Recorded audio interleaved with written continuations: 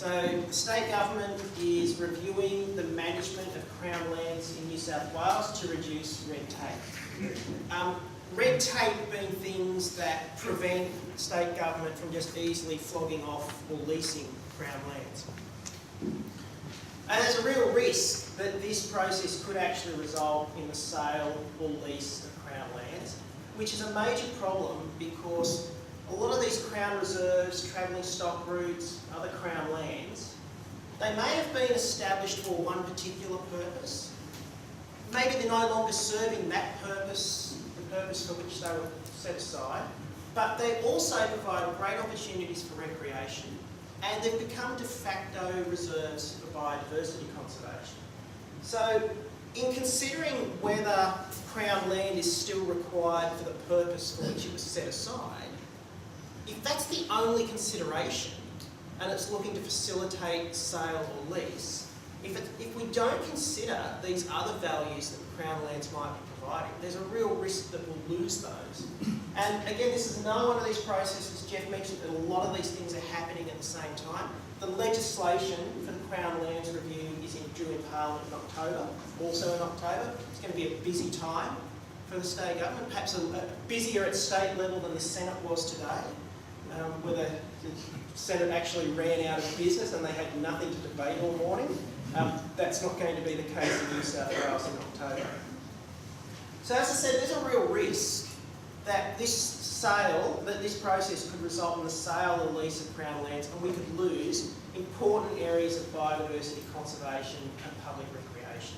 So it's my view very much that the review should include a comprehensive assessment of all the environmental and social values that each parcel of Crown land provides, so that even if they're not fulfilling the original purpose for which they set up, they may actually be fulfilling an equally or even more important public purpose.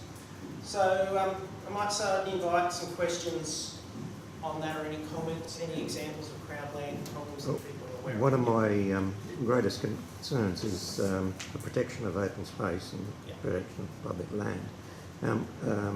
When I say... Okay. Thank you. My concern is that the reserves and parks may suffer sell-offs and encroachments for commercial activities and this sort of thing. What do you think about that? Well, I think it's a definite risk. And David would be better placed to answer this one. The example we saw last week with the Auditor General's report on sale of Crown lands. Do you just want to make a brief comment on that?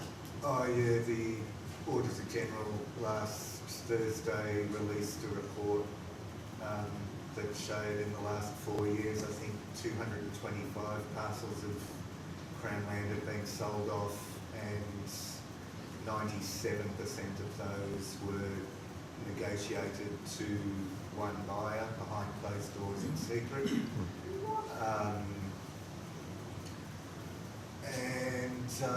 What was the other aspect of it? There was... No, there'd been no transparency. Yeah, it was... The other thing was that millions of dollars of rent is not being paid. That's right. Right, Yeah, that's that's what I was looking no for. one's checking whether the people that are renting are paying their leasehold, and they're not. So